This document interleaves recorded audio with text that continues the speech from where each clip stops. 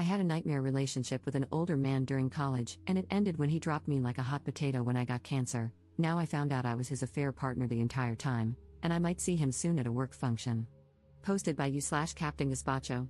When I, 29F, was 21, I dated a guy who was too old for me. Kevin, 45M, was 37 at the time and an older student in my university program. I'd just gotten out of a bad relationship and thought Kevin was great.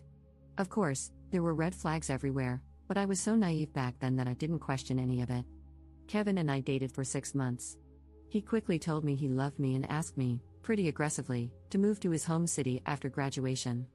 Great, right? Still ignoring the red flags.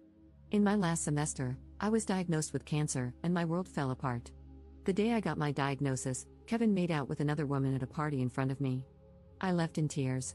That night, he broke up with me via email, saying we weren't a good fit anymore because of my impending medical emergency.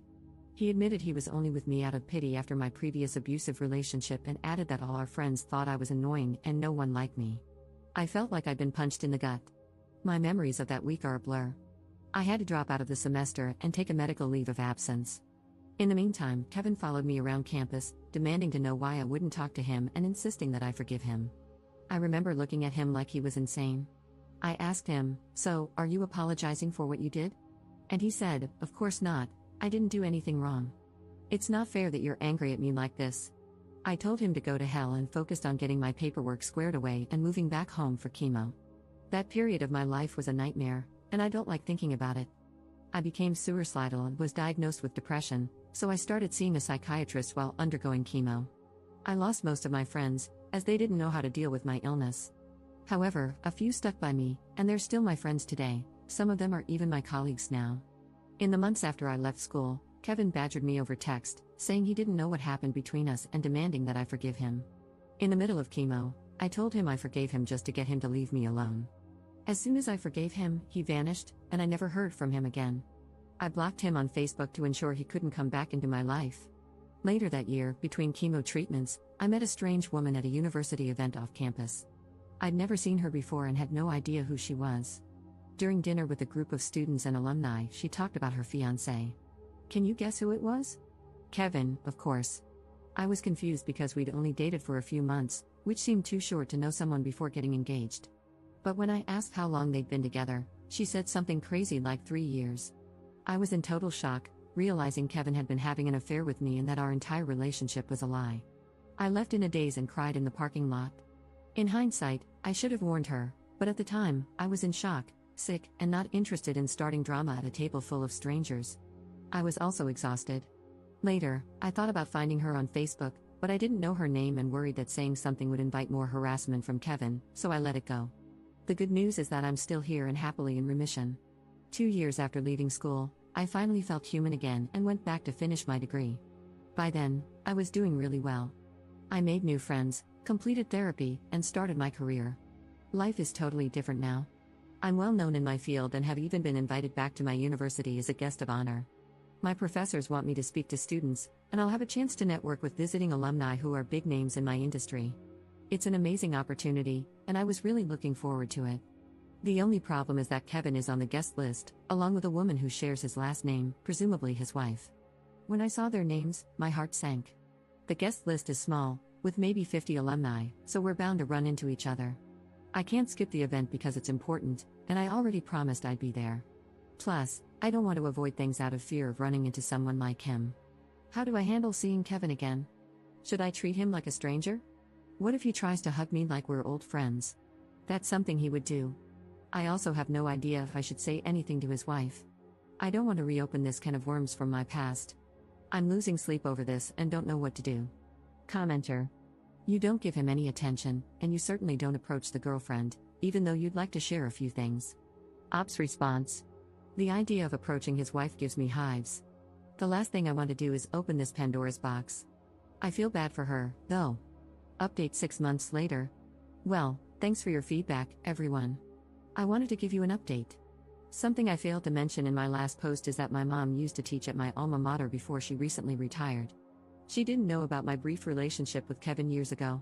After writing my post, I decided to share everything that happened with her. Mom immediately got this weird look on her face and said she knew exactly who I was talking about because he used to teach in my department. She said, "I don't think Kevin will be a problem for you." When I asked why, she said, "Trust me, you'll see. That guy is kind of a loser." So I went to the event, and it was amazing. I took some of the advice here and brought a girlfriend so I wouldn't be alone in case Kevin tried to pull something. I met a bunch of alumni and ran into a couple of people I had lost touch with when I got sick. Everybody was thrilled to hear how well I'm doing, and my speech got an ovation when I was done.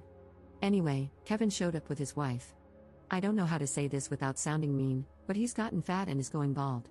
I was surprised at how old he looked until someone told me he's almost 50 now, which means he lied to me when we were dating and said he was younger than he really was. Also, I heard from old classmates that Kevin is still studying for his degree and working nights as a security guard now. Kevin was the only person at the event who avoided me. Like, it was obvious.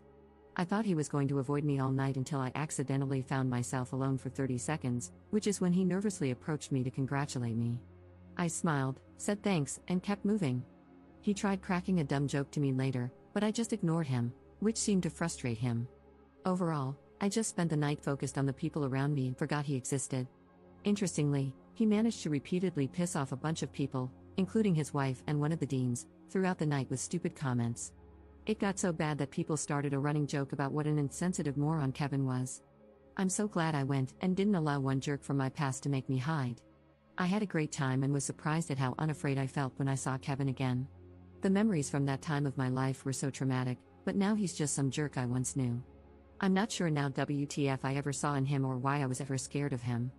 Oh, and by the way, I recently started a great new job that came with a big raise, which means I'll have my student loans paid off this year, so life is good.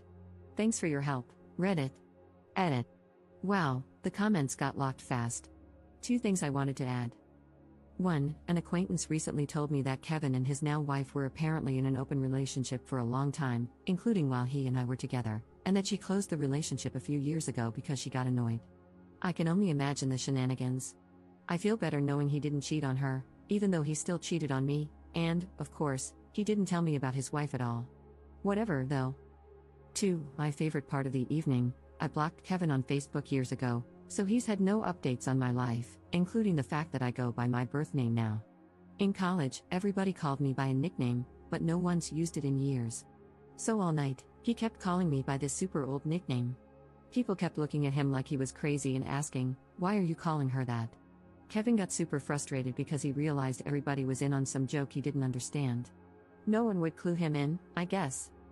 Commenter. Oh, this update gives me life. I'm so happy to hear about your success, congratulations and well done. I'm so glad you are finally able to move on from this idiot. You are clearly 2 very different people. Ops response. It's so obvious now that the only reason we were ever together was that I was young and naive. Now that I'm almost 30, he doesn't make any sense to me. It's so weird and creepy.